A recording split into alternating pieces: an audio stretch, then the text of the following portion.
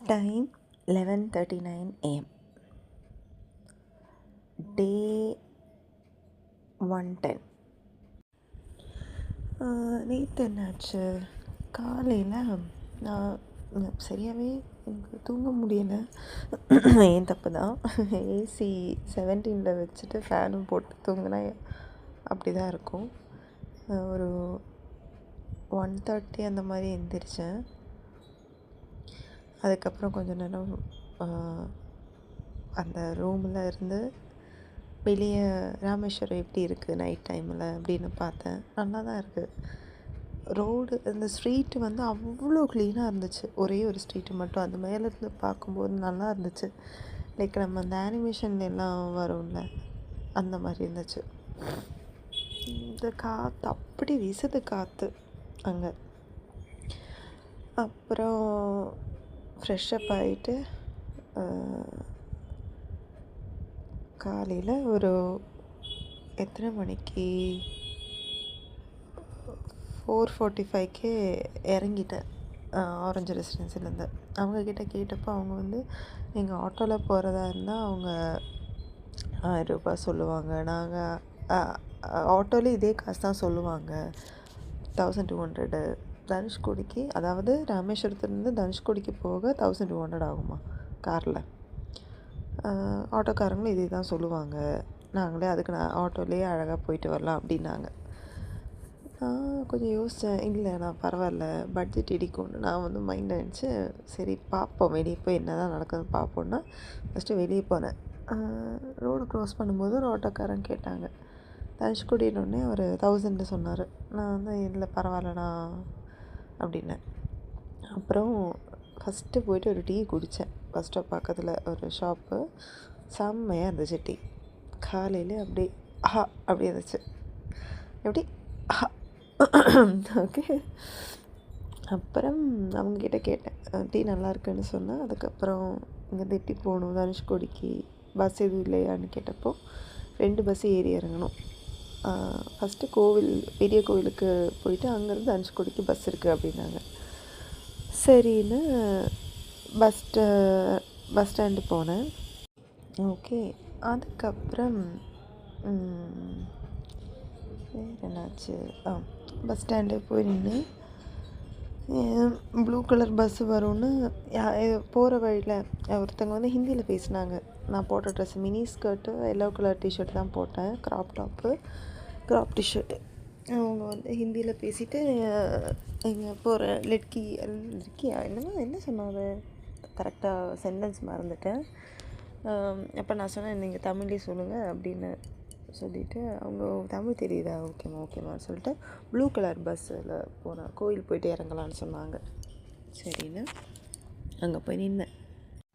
போய் நிற்கிறேன், பஸ்ஸே வரல. எனக்கு டென்ஷன் ஆகிடுச்சு, சன்ரைஸ் பார்க்க முடியாமல் போயிடுமோ அப்படின்னு. அப்புறம் ஒரு அம்மாவும் ஒரு பையனும் வந்தாங்க, பக்கத்தில் வந்து உட்காந்தாங்க பஸ் ஸ்டாப்பில். அப்புறம் அவங்களும் கோவிலுக்கு தான் போகணுன்னாங்க. அப்புறம் கோவில் பஸ்ஸு வந்துச்சு, சீக்கிரம் போய்ட்டு சீட்டு பிடிச்சேன். பஸ்ஸு நான் ஏறும்போது யாருமே இல்லை. அப்புறம் நிறைய பேர் வந்தாங்க.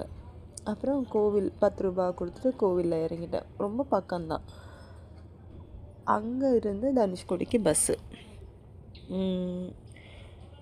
நானும் அங்கே நிற்கிறேன், பஸ்ஸே வரமாட்டேங்குது. ஒருத்தங்க வந்து ஹிந்தியில் வந்து இங்கே பஸ்ஸு தான், எங்கே போகிறேன்னு கேட்டாங்க. தனுஷ்கோடின்னு அந்த சைடு போகணுன்னாங்க. ஒரு நல்ல மனுஷன், தேங்க்யூன்னு சொல்லிட்டு ஆப்போசிட் போய் நின்னேன். நிறைய ஆட்டோக்காரங்க நின்றுட்டே இருந்தாங்க. ஒருத்தங்க வந்து என்ன பேசினாங்கன்னு எனக்கு ஞாபகம் இல்லை. கைடா அந்த மாதிரி ஏதோ பேசினார், எனக்கு கரெக்டாக ஞாபகம் இல்லை. அவர் கிழிஞ்ச சட்டை போட்டிருந்தார். அப்புறம் என்கிட்ட ஏதோ சொல்லிவிட்டு அப்புறம் அப்படியே திரும்பி நிட்டார். எனக்கு அவர்கிட்ட கேட்டேன், தமிழ்லேயே பேசினேன். ஒரு நாள் எனக்கு இங்கெல்லாம் எனக்கு சுற்றி காட்டணும், ராமேஸ்வரம் எல்லாம் எவ்வளோ ஆகும் கேட்டேன். உங்களுக்கு தமிழ் தெரியுதா, ஃபாரினர்ஸ் தான் பேச தயக்கமாக இருந்துச்சு, 25 ஆகும் அப்படின்னாரு. நான் சொன்னேன், எனக்கு 3 மணிக்கு தான் ட்ரெயின், அது வரைக்கும் பார்க்க முடியும்னு அவர் கொஞ்சம் தயங்கினார். அப்போ நான் சொன்னேன், அட்லீஸ்ட் 12 மணி வரைக்கும் ஆகுது ஏன்னா சவாரி இருக்கும் அப்படின்னாரு. சரி 12 மணி வரைக்கும் அது போகலாம், கூட்டிகிட்டு போங்கன்னு சொல்லிட்டு ஓகே சொல்லிட்டு அவர் என்ன சொன்னார், நீ கொஞ்சம் தள்ளி நில்லுங்க அப்படின்னாரு. மற்றவங்க வந்து எங்கிட்ட வரக்கூடாதுங்கிறதுக்காக. அப்புறம் நிறைய ஆட்டோ டிரைவர்ஸ் அவர்கிட்ட கேட்டிருக்காரு, நானும் அவர் என்ன பேசினாருன்னு. அப்போ அவர் சொல்லியிருக்காரு, நான் பேசுகிறது அவருக்கும் புரியலையா, அவர் பேசுகிறது எனக்கும் புரியலையா. அதுக்கப்புறம் நாங்கள் நேராக ஃபஸ்ட்டு போனோம் தனுஷ்கோடி. அவர் நிறைய பேசினார், ஐ மீன் அந்த இடத்த பற்றி நிறைய பேசினார். அதாவது அந்த நாங்கள் போன தனுஷ்கோடி அந்த ரோடு வந்து உயிர் வாழ இல்லை, தங்க வந்து தகுதி இல்லாத இடமா. ஏன்னா அந்த இன்சிடெண்ட்டுக்கு அப்புறம் அவங்க ஆண் கடல் பெண் கடல் சேர்ந்ததுக்கப்புறம் அங்கே அவ்வளோ அழிஞ்சதுக்கப்புறம் என்ன வேணால் எப்போ வேணால் நடக்குங்கிற ஒரு நிலமை வந்ததுனால யாரையும் அங்கே வந்து கவர்மெண்ட்டு தங்க விட்டுறதில்லையா. மீனவர் மட்டும் குடிசை கட்டி அங்கே வாழ்கிறாங்க, அவ்வளோதான். அப்புறம் போனோம், அப்படி காற்று வீசிச்சு, செம்ம க்ளவுடியாக இருந்துச்சு, அதனால் சன்ரைஸ் பார்க்க முடியலை. பட் வேவ்ஸ் கம்மியாக இருந்துச்சு, ஐ மீன் கம்பேரிட்டிவ்லி. லைக் இந்த நேரத்தில் அப்படி அடிச்சு தான் நான் போகும்போது வேவ்ஸ் அடிச்சது தான். எனக்கு அந்த பே ஆஃப் பெங்கால் வந்து பெண்கடல், இந்தியன் ஓஷன் வந்து ஆண்கடல். இந்தியன் ஓஷனில் நல்லா அலையடிக்கும், பே ஆஃப் பெங்காலில் காமாக இருக்கும். அது ரெண்டும் மிக்ஸ் ஆகிட்டு நிற்கிற அந்த இடம் பார்த்தா, oh my god, breathtaking view, seriously. Actually கல் கட்டி வச்சுருக்காங்க, கல், ஐ மீன் அந்த bay of Bengal Indian ocean mix ஆகிற மேலே வரக்கூடாதுன்னு. ஆனால் நேற்றெல்லாம் வந்து மேலே வந்திருக்குது, ஓகே. ஆனால் எனக்கு நான் செம்ம லக்கி, நான் கீழே போய் அந்த கல்லெல்லாம் தாண்டி நான் பீச்லேயே போயிட்டு பார்க்க முடிஞ்சுது 2 இது. நான் தண்ணி நினைக்கல, ஏன்னா ஸ்டாக்கிங்ஸு சாக்ஸு எல்லாம் ஷூ எல்லாம் போட்டதுனால. பட் எனக்கு அந்த வியூ கிடச்சிது, தட்ஸ் வாட் மேட்டர்ஸ். அதுக்கப்புறம் இவரும் பின்னாடியே வந்திருந்தார். நான் ஃபஸ்ட்டு வந்து என்னடா இவர் பின்னாடியே வராரு அப்படின்னு கொஞ்சம் இதாக இருந்தேன். நமக்கு அந்த தனியாக அந்த மொமெண்ட்டு கிடைக்காம போயிடுமோன்னு. அப்புறம் பீச்சில் இந்த சைட்லேயே நடங்க, மேலேன்னா குழியாக இருக்கும், மண்ணில் கால் போனால் கஷ்டமாக இருக்கும் அப்படின்னு அப்படி இந்த சைடு தான் நடந்தோம், ஓகே. அப்புறம் மேலே ஏறிட்டு ஆட்டோ எடுத்துகிட்டு ஃபஸ்ட்டு வந்து அந்த சர்ச்சு தான் போனோம். அந்த எந்த சர்ச்சுனால் அழிஞ்ச சர்ச்சு, அந்த ரிமைனிங் பீசஸ் இதுக்கு அது பார்த்தேன். அங்கே மெடிக்கல் காலேஜ் என்னென்ன அழிஞ்சதோ அதோட ரிமைனிங் பிளேசஸ் அதெல்லாம் போய் பார்த்தேன். எனக்கு செம்ம ஷாட் ஒன்று கிடச்சிது. லைட் ஹவுஸு போக முடியல, 9 மணி தான் திறக்கும்னாங்க. லைக் காக்கா எல்லாம் வந்து சாப்பிடுறது, மீன் சாப்பிட்றது எல்லாம் பார்த்தேன் கண்ணு முன்னாடி. அப்புறம் ஒரு கிருஷ்ண பருந்து என் பக்கத்தில் வந்து பறந்து போயிடுச்சு, என்னால் அது வீடியோ எடுக்க முடியலை. பட் நான் வந்து கேள்விப்பட்டிருக்கேன், கிருஷ்ண பருந்து இவ்வளோ க்ளோஸாக பறக்க மாட்டாங்க. அப்படி பறந்துச்சுன்னா எனக்கு ஏதோ நல்லது வர போகுதுன்னு அர்த்தம்னு. அது பார்த்தப்போ எனக்கு சந்தோஷமாக இருந்தது. அப்புறம் ஸ்னாப் எடுத்துகிட்டு இருக்கும்போது கரெக்டாக லைட் ஹவுஸு, மேகம், ஒரு காக்கா, மீன் வச்சு பறக்கிற மாதிரி ஒரு ஷாட் கிடச்சிது. எனக்கு ரொம்ப பிடிச்சிருந்தது. அப்புறம் நானே வந்து டைமரை வச்சு அங்கிட்டு இங்கிட்ட எல்லாம் நினச்சி ஃபோட்டோ எல்லாம் எடுத்தேன். நிறைய காக்கா பார்த்தேன், நிறைய டாக்ஸ் பார்த்தேன். அங்கே வந்து ஒரு இடத்துல நம்ம ஃபில்டர்லாம் போடாமலேயே பீச்சிலே தோணுனா நல்லா தண்ணி வருமா, அதை பார்த்தேன். நான் செம்ம லக்கி. லைக் நான் போகும்போது யாருமே இல்லைங்க, நானும் இவரும் மட்டும்தான். அதுவும் இவரை விட்டு நான் நடந்துட்டேன். அதாவது என்னை டிஸ்டர்ப் பண்ண யாருமே இல்லை. எனக்கு வளைச்சி நானே என்ன ஃபோட்டோ எடுக்கலாம், அங்கே சீனரியெல்லாம் எடுக்கலாம், நல்லா இருந்துச்சு. நான் திரும்ப வர ஆளுங்கள்லாம் வந்தாங்க. அண்ட் அங்கேருந்து போட் ஜெட்டி, அங்கே செம்ம வியூ. அதுவும் அங்கே போய் நின்று எனக்கு அங்கே ஒடிச்சட்டியில் கொஞ்சம் பாசாராக இருந்துச்சா, கால் வைக்க ரொம்ப பயம். நழுவி தெரியாமல் விழுந்துட்டேன்னா அவ்வளோதான். எனக்கு நீச்சலும் தெரியாது, அப்படி அலை வீசுது, கன்ஃபார்மாக டெத்து தான். எனக்கு செம்ம பயம், அதனால ரொம்ப க்ளோஸாக போகல. ஐ விஷ் ஒரு ஒரு பெல்ட் எல்லாம் போட்டு என்னை அங்கே ஒரு லைஃப் சேவர் ஜாக்கெட் மாதிரி ஏதாவது கொடுத்துருந்தா கூட நல்லாயிருக்கும். ஐ ரியலி விஷ் அந்த அந்த மொமெண்ட்டை கேப்சர் பண்ண அது இல்லை, கிடைக்கல. ஆனால் போட் ஜெட்டி அங்கேயும் யாருமே இல்லை. நான் போகும்போது நான் கொஞ்ச நேரம் நிற்கிறேன், ஆளுங்கெல்லாம் வர ஆரம்பிச்சிட்டாங்க. ஒரு பொண்ணு என்கிட்ட வந்து பேசினாங்க, நல்லா இருக்குல்ல வியூன்னு சொன்னாங்க. அப்புறம் அங்கே ஸ்லிப்பரியாக இருக்குல்ல, நாங்கள் மலையாளி பொண்ணு. ஆமாம் ஆமான்னு, பார்த்து இருங்க, ஃப்ரெண்டில் போகாதீங்க அப்படின்னு. போனால் ஒன்றும் இல்லை, அவங்க விழுந்தால் அவங்கள காப்பாற்ற ஃபஸ்ட்டு எனக்கு தெரியணும். தெரிஞ்சால் கண்டிப்பாக காப்பாற்றிருப்பேன். ஆனால் எனக்கும் ஸ்விம்மிங் தெரியாது, கத்த தான் முடியும். எதுக்கு, அதான் கொஞ்சம் வந்து அப்படியே வந்துட்டேன். அதுக்கப்புறம் நிறைய பேர் வந்தாங்க, நான் செம்ம லக்கி. எனக்கு அதுலேயே ரொம்ப சந்தோஷம். அதுக்கப்புறம் வேறு என்ன, போகிற வழியில் அந்த நிறைய விசித்திரமான ஒரு மரம் பார்த்தேன். அதுக்கு அவர் எதுவும் சொன்னார், அது வாட்டர் ப்யூரிஃபை பண்ணுற மரமா அந்த மாதிரி ஏதோ ஒன்று சொன்னார். அவர் அங்கேயும் என்னை சுற்றி சுற்றி வந்துகிட்டே இருந்தார். அப்படியே அவரே சொல்கிறாரு, தனியாக வந்திருக்கேன்ல, தனியாக, அது ஃபாரஸ்ட் ஏரியா வேறு, யாராவது தப்பாக நடக்கக்கூடாதுன்னு தான் கொஞ்சம் சரி டிரைவர் கூட இருந்தால் அப்ரோச் பண்ண மாட்டாங்கன்னு சொல்லிட்டு தான் அப்படின்னாரு. அப்போ தான் எனக்கு ஓகே, நம்ம நல்ல எண்ணத்தோடு தான் வராரு. ஃபோட்டோ எடுத்து தரணுமா நிறைய தடவை கேட்டால், நான் இல்லை பரவாயில்ல நானே எடுத்துக்கிறேன்னு சொல்லிட்டு அப்படி அப்புறம் எடுத்து நாங்கள் அப்புறம் வதகுண்ட அந்த மாதிரி ஏதோ ஒரு டெம்பிள் அங்கே போனேன். அதுக்கப்புறம் எங்கே போனேன், ராமர் பாதம் போனேன். அப்புறம் ஹனுமானோட ஏதோ ஒன்று ஃப்ளோட்டிங் ஸ்டோன் மாதிரி ஏதோ ஒன்று போனேன். நல்லா இருந்துச்சு, நிறைய வியூ. என்ன அப்படி காற்றுல ஆட்டோவில் வேறு போகிறேன்னா, காற்றுல முடியெல்லாம் வந்து ரொம்ப எப்படி சொல்கிறது, அந்த உப்பு கரிக்கிற மாதிரி இருந்துச்சு. எனக்கு முடி ஒரு மாதிரி இருந்தாலே ரொம்ப அன்கம்ஃபர்டபுளாக இருக்கும். நான் அவர்கிட்ட எனக்கு ரூம் போகணும், ஃப்ரெஷ்அப் ஆகணும் அப்படி சொல்லிவிட்டு சொன்னேன். அதுக்கப்புறம் சரி இது கொஞ்சம் முடிச்சுட்டு போகிற வழியில் தான் இல்லைன்னு சொல்லிவிட்டு அப்துல் கலாம் வீடு பார்த்தேன். அப்துல் கலாமோட ட்ராஃபி பத்மபூஷன்லாம் நேரில் க்ளோஸ்அப்பில் பார்த்தேன். நமக்கெல்லாம் அது கிடைக்காது, அதனால் அவருக்கு கிடைச்சதை போய் வாங்கிட்டு பார்த்துட்டு வந்தேன். அதுக்கப்புறம் இந்த ராமர் பாதம் சொன்னேன்ல, அங்கேயும் செம்மையாக இருந்துச்சு வியூ.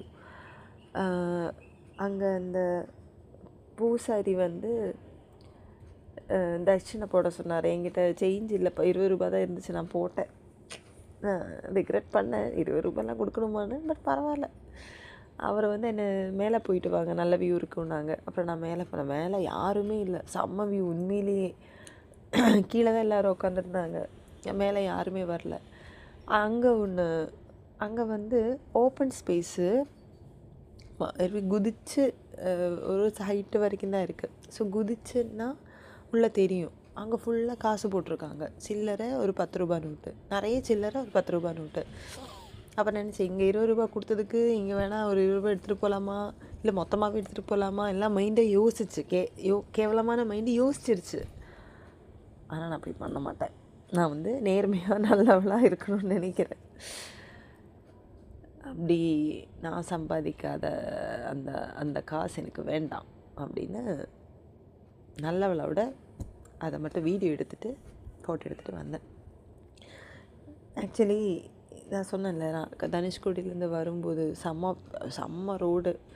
ஒரு சைடில் பே ஆஃப் பெங்கால், ஒரு சைடில் இந்தியன் ஓஷன், ஒரு சைடில் அலை அடிக்குது, ஒரு சைடில் அலை அடிக்கலை. அந்த வியூ எல்லாம் பார்த்துட்டு வரும்போது அப்போவே நான் நோட் பண்ணேன், மனசில் நினச்சேன், இவர் கிழிஞ்ச சட்டை போட்டிருக்காரு, சட்டை கன்ஃபார்மாக வாங்கி கொடுக்கணும் அப்படின்னு. அவர்கிட்ட கேட்டுகிட்டே இருந்தேன், எனக்கு ட்ரெஸ் எடுக்கணும், காக்கி ஷர்ட் எடுக்கணும் அப்படின்னு. அவர் ஏதோ ஒரு கடை சொன்னாங்க, நாங்கள் அது இல்லை. அப்புறம் நான் சொன்னேன், நீங்கள் எடுக்கிற கடையாகவே போங்க பரவாயில்லன்னு. அப்புறம் இதெல்லாம் முடிச்சுட்டு ரூம் போயிட்டு ஃப்ரெஷ்அப் ஆக போனேன். ஃப்ரெஷ்அப் ஆகிட்டு ட்ரெஸ்ஸு டிஷர்ட்டு மட்டும் மாற்றிட்டு வந்தேன். அங்கே ஆரஞ்சு ரெசிடென்சியில் என்னை பார்த்து ஸ்மைல் பண்ணாங்க. எனக்கு தமிழ் தெரியும்னு அவங்களும் ஷாக் ஆகிட்டாங்க. ஐ மீன் வேறு 2-3 பேர் இருந்தாங்க. நான் ஃபாரினர் நினச்சாங்க. அதுக்கப்புறம் ஃபஸ்ட்டு ட்ரெஸ்ஸு ரெடி ஆகிட்டு ஃபஸ்ட்டு போனது பாம்பன் பாலம். வேறு லெவல் இருந்துச்சு பாம்பன் பாலம். என்னை அவரை இறக்கி விட்டு நீங்கள் நடந்து வியூ என்ஜாய் பண்ணுங்க அப்படின்னாரு. எனக்கு ஒரு சைடை விட ஐ மீன் ஒரு சைடு ஃபுல்லாக போட்ஸு, இன்னொரு சைடு அந்த 2 பாலம். மேல் பாலத்தில் நான் நிற்கிறேன், கீழே 2 பாலம் பார்க்க முடிஞ்சது, ரயில்வே பாலம். ஸோ அது வியூ பார்த்துட்டு இருந்தேன். ஒரு கும்பல் பசங்க, ஒரு 3 பைக்கில் 6 பசங்க. ஒருத்தன் ஓடி க்ராஸ் பண்ணி மேடம் ஃபோட்டோ அப்படின்னாங்க. சரின்னு ஃபோட்டோ எடுத்தேன். அதுக்குள்ளே இன்னொருத்தன் வந்துட்டான், அவங்க கேங்கிலேயே க்ராஸ் பண்ணிட்டு. இவங்க 2 பேரும் மாற்றி எடுக்கும்போது ஒரு பைக்கில் ஒரு 50 இருக்கும், 50, 45, 60 அந்த மாதிரி 2 பேர். அவங்களுக்கு எங்களோட ஃபோட்டோ எடுக்கணும். அது இந்த பசங்கிட்ட சொல்கிறாங்க. ஆக்சுவலி நான் திருப்பி எதுவுமே சொல்லலை, நான் சிரிச்சிட்டே தான் இருந்தேன். எனக்கு என்னென்னா, இன்னும் காற்று வீசுது, முடி பறக்குது, கண்ணாடி போட்டிருக்கேன், மினி ஸ்கர்ட்டு. என்னோடய மைண்டில் அப்புறம் ஃபோனு கீழே விழுந்துடுமோன்ற பயம். ஏன்னா ஃபோன்லாம் போச்சுன்னா அவ்வளோதான். பாம்பன் பாலத்துலேருந்து ஃபோன் தான் பண்ண முடியும், ஒன்றுமே பண்ண முடியாது. புது ஃபோன் வாங்க கூட அந்த ஃபோனு தான் வேணும் காசு கொடுக்க. எனக்கு அதுதான் பயம். இவங்க ரொம்ப நிறைய சிரிச்சிட்டேன் நான். மேடம் ஃபோட்டோ, இப்படி ஃபோட்டோ, வளைச்சி ஃபோட்டோ, நின்று ஃபோட்டோ, எங்கூட ஒருத்தங்க கூட தனியாக நான் ஃபோட்டோ எடுக்கணுமா. இன்னொருத்தன் எங்கள் கூடயே வந்தான். ஐ மீன் ஒருத்தங்க கூட தனியாக எடுத்தேன், இன்னொருத்தங்க கூட தனியாக எடுக்கணும்னு நிற்கும்போது இவனும் அந்த ஃபோட்டோவில் வந்தான். அப்புறம் அந்த பைக்கிலேருந்து அவங்களால இறங்க முடியலை, ஏன்னா போலீஸ் ஃபைன் போட்டுருவாங்க. வண்டி அங்கே பார்க்கிங் கிடையாது. ஸோ அதனால் வண்டியிலேருந்து அந்த 2 தாத்தா இல்லை 2 அங்கிள்ஸுக்கும் இறங்க முடியலை. அவங்களையும் ஃபோட்டோ எடுக்க வச்சான். அப்புறம் ஒருத்தன் கத்துறான், டே வச்சான், நான் தனியாக இருக்கணும்டா, ஏன்டா வரேன் அப்படி இப்படின்னு. அப்புறம் ஒருத்தன் என் கண்ணாடி கொடுங்களேன், நான் கண்ணாடி போட்டுக்கிருந்தேன். சரி, நான் கண்ணாடி கழட்டிட்டு அவனுக்கு கொடுத்தேன். அதுலேயும் அவன் ஃபோட்டோ எடுத்தான். அப்புறம் செல்ஃபின்னு என்னை செல்ஃபி எடுக்க சொன்னான் ஒருத்தனை, நானும். அப்புறம் இன்னொருத்தனும் அவனுக்கும் செல்ஃபி வேணும்னா சரின்னு. அப்புறம் இன்னொன்று பண்ணான். ஒருத்தன் கை போட்டு ஃபோட்டோ எடுக்கணும் சொல்லி தோளில் கை போட்டான். சரி, நானும் விட்டேன். சரி, சந்தோஷப்பட்டோம். நான் தமிழ் எனக்கு தெரிஞ்சதை ரெக்ரெட் பண்ணுவான்னு நினச்சேன், அதனால் நான் சொல்லலை எதுவுமே. எனக்கு எல்லாம் புரிஞ்சது. சரி, நம்மளை எதாவது தப்பாக சொல்லுவாங்கன்னு நான் மைண்டில் ஓடிச்சு. பட் எதுவும் தப்பாலாம் சொல்லலை. கையில் போட்டு ஃபோட்டோ எடுக்கும்போதுக்குள்ளே என்னோடய பாடி கார்ட் டிரைவர் சார் வந்தார். அவர் சுற்றி அவர் சிரிச்சிட்டே இருந்தார். வந்துட்டு அப்புறம் நான் ஆட்டோவில் ஏறிட்டு அவங்களுக்கு எல்லாம் பை சொன்னேன். அப்புறம் போன விவேகானந்தரோட ஏதோ மடமா அந்த மாதிரி ஏதோ ஒரு இடம். போகிற வழியில் டாங்கியோட ஏதோ ஒரு வேர்ஷன் பார்த்தேன். குட்டி டாங்கி பார்த்து அழகாக இருந்துச்சு. பார்த்ததே இல்லை டாங்கி இவ்வளோ க்ளோஸ்அப்பில். அதுவும் குட்டி டாங்கி பார்த்ததே இல்லை. டாங்கி இல்லை, குதிரையும் இல்லை, அதுக்கு இடையில ஏதோ ஒன்றுன்னு சொன்னார். அப்புறம் அந்த கடல் குதிரையோட ஃபோட்டோ பார்த்தேன். ஐ மீன் அவங்களோட அந்த மாதிரி இடம் இருக்குன்னாரு. கடல் குதிரையெல்லாம் இப்போ இல்லைன்னாரு. அப்புறம் அந்த விவேகானந்தா அங்கே போனேன். அங்கே ஸ்கூல் பஸ்ஸில் குழந்தைங்க எல்லாம் பார்த்துட்டு அங்கே உட்காந்துட்டு இருந்தாங்க பஸ்ஸில். அப்புறம் எனக்கு ஏதோ சாப்பிட கொடுத்தாங்க, நான் அதெல்லாம் வேணாம், நான் பார்த்துட்டு போயிட்டேன்னு 10 ரூபா அவர் தான் கொடுத்தாரு. இது சொல்ல மறந்துட்டேன். காலையிலே எனக்கு பிரேக்ஃபாஸ்ட் சாப்பிட்டேன். நானும் அவரும் பூரி சாப்பிட்டோம். பூரி மசாலா நல்லா தான் இருந்துச்சு, உருளைக்கிழங்கு மசாலா. அப்புறம் டீயும் குடித்தோம். அங்கேயும் ஃபுட்டு சூப்பராக இருந்துச்சு, டீசெண்டாக இருந்துச்சு, டேஸ்டியாகவும் இருந்துச்சு. நான் கொஞ்சம் பயந்தேன், நல்லா இல்லைன்னா அவ்வளோதான்னு. பட் நல்லா இருந்துச்சு, டீயும் நல்லா இருந்துச்சு. அங்கே என்னை நல்லா ஸ்மைல் பண்ணி வெல்கம் பண்ணாங்க அங்கே ஷாப்பில் இருக்கிறவங்க. அது சொல்ல மறந்துட்டேன். அதுக்கப்புறம் தான் ஃப்ரெஷ்அப் எல்லாம் ஆகிட்டு எல்லாம் ஓகே ஓகே. அப்புறம் என்ன, விவேகானந்தா அங்கே போயிட்டு அங்கேயும் நிறைய ஃபோட்டோ எடுத்தேன். விவேகானந்தாக்கு வாட்ஸ்அப் விவேகானந்தா எல்லாம் கேட்டேன் சிலைக்கிட்ட. என்னமோ தெரியல, விவேகானந்திட்ட பேசணும் தோணுச்சு. நான் சென்னையிலே பேசியிருக்கேன், பட் ஸ்டில் ஐ மீன் அவரோட மடமாக ஏதோ ஒரு மியூசியம் இருக்குது சென்னையில், அங்கேயும் போயிருக்கேன். அதுக்கப்புறம் ஏதோ ஒரு சீஷல் மியூசியம் தான், மியூசியம் இல்லை, எப்படி சொல்கிறது, சும்மா ஏதோ பண்ணி வச்சுருக்காங்க. செராமிக்கில் என்னென்ன கடலுக்குள்ளே என்னென்ன இருக்குது அந்த மாதிரி ஒரு சின்ன இது விவேகானந்தா பக்கத்தில், அதையும் பார்த்தேன். அப்புறம் நான் ஆட்டோவில் ஏறி உட்கார, ஒருத்தர் வந்து ஆட்டோக்காரங்கிட்ட கேட்குறான், வெளிநாடா அப்படின்னு. அப்புறம் அவர் இல்லை தமிழ்நாடு தான் அப்படின்னு சொல்லிட்டு அப்புறம் அவர் போயிட்டார். அப்புறம் நாங்கள் வண்டி எடுத்துகிட்டு கொஞ்சம் முன்னாடி போனோம். அப்புறத்துக்குள்ளே ரயில்வே கேட்டை க்ளோஸ் பண்ணிட்டாங்க. அப்போ என்னாச்சு, ஒருத்தர் ரொம்ப நேரமாக பைக்கில் ஃப்ரெண்டில் இருக்கான், நாங்கள் ஆட்டோ பேக்கில் இருக்கோம், என்னை பார்த்துட்டே இருக்கான். அப்புறம் அவன் வந்தான், பைக்கு ரிவர்ஸ் எடுத்துகிட்டு வந்தான். ஆட்டோக்காரங்கிட்ட எப்படி பேசுகிறீங்க இவங்கக்கிட்ட எல்லாம், படப்படப்படன்னு இங்கிலீஷில் பேசுவாங்கள்ல, எப்படி மேனேஜ் பண்ணுறீங்க அப்படின்னு கேட்டார். அப்போ அவங்களுக்கு தமிழ் தெரியும் அப்படின்னாங்க. அப்படியா, தமிழ்லாம் தெரியுமா, இருந்தாலும் நம்ம தான் அவங்க பாஷை கற்றுக்கணும், நம்ம பாஷைலாம் அவங்க கற்றுக்க மாட்டாங்க அப்படின்னு சொல்ல ஆரம்பிச்சிட்டாரு. நான் பாட்டுக்கு சிவனையில் தானே உட்காந்துட்டு இருந்தேன். சரி, அவரை நம்மளை ஃபாரினர் தான் நினைக்கிறாங்கன்னு நினச்சிட்டு போட்டோன்னு நான் அப்படி விட்டேன். அப்புறம் இவங்க அவரை இதெல்லாமே பேசினது கொஞ்சம் தான் கேப்சர் பண்ண முடியுது. எனக்கு சிரிப்பும் வந்துச்சு. அப்புறம் இது சொல்ல மறந்துட்டேன். அந்த தனுஷ்கோடி அங்கேருந்து அந்த சர்ச்சுக்கு அப்புறம் ரயில்வே ஸ்டேஷன் பார்த்தேன். ஒரு ஆல்மரம் பார்த்தேன், குட்டி ஆல்மரம். அதில் வளையல் வந்து தொங்க போட்டிருக்காங்க. எதுக்குன்னு இவர்கிட்ட கேட்டப்போ குழந்த பாக்கியம் வர்றதுக்கா. அதுவும் ஃபோட்டோஸ் எடுத்திருந்தேன், அது ஆட் பண்ண மறந்துட்டேன்.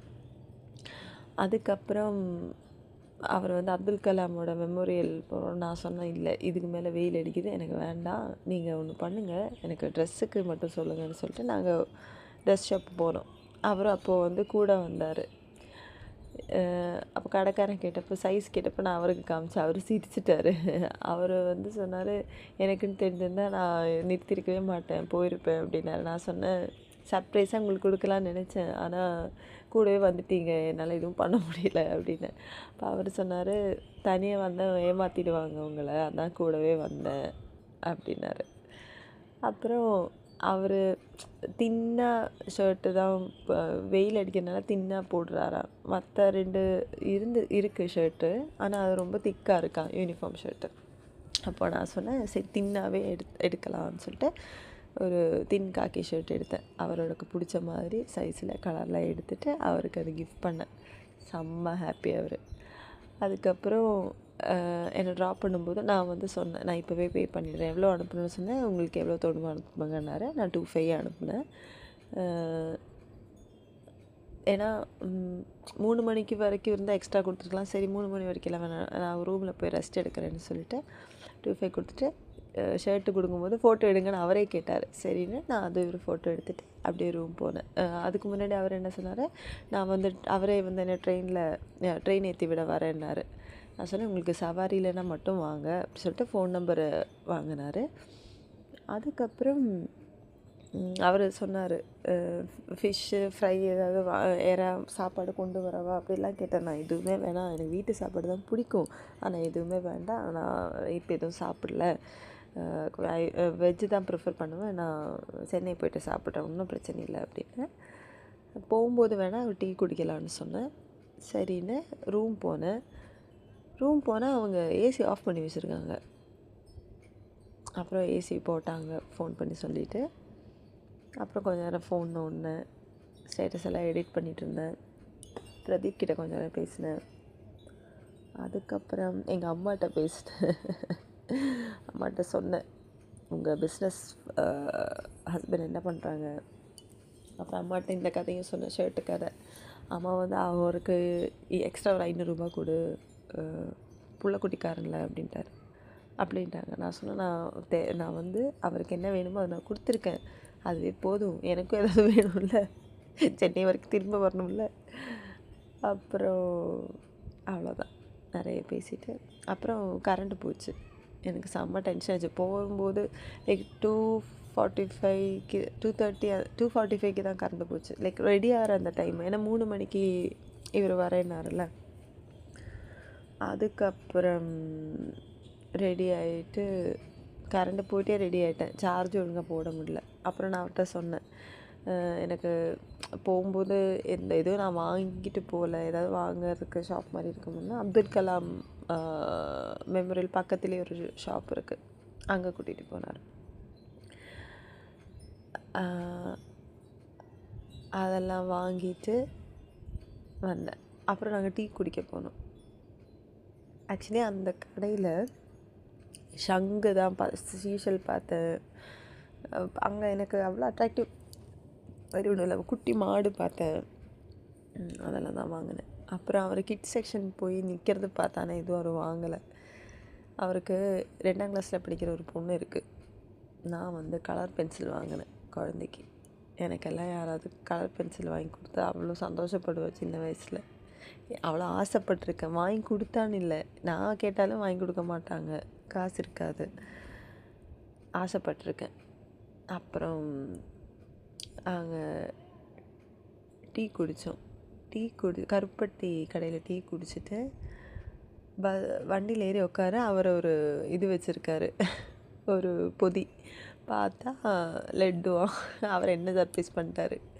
அதுக்கப்புறம் ரயில்வே ஸ்டேஷனில் என்ன விடும்போது நான் அவருக்கு சர்ப்ரைஸ் பண்ணேன், இது உங்கள் குழந்தைக்கு வைங்க கலர் பென்சில் அப்படின்னு. அவர் அவ்வளோ ஹாப்பி, நானும் செம்ம ஹாப்பி. டைம் வந்து 3:40 ஆயிடுச்சு. எனக்கு செம்ம பயம், ட்ரெயின் பிளாட்ஃபார்மு எது தெரியலை, அவ்வளோ சத்தம். எனக்கு அவங்க அனௌன்ஸ் பண்ணுறது கேட்கவே இல்லை, இங்கே ஏதோ ஒர்க் நடக்கிறதுனால. அப்புறம் செகண்ட் பிளாட்ஃபார்ம்னு கண்டுபிடிச்சிட்டேன். ஐயோ, ரொம்ப நடக்க மாதிரி இருந்துச்சு. சரி, அப்புறம் நடந்து எனிவே அங்கேருந்து தான் ஸ்டார்டிங் பாயிண்ட்டு. அப்புறம் அங்கே சீட்டெல்லாம் வச்சு அரேஞ்ச் பண்ணி உட்காந்துட்டேன்.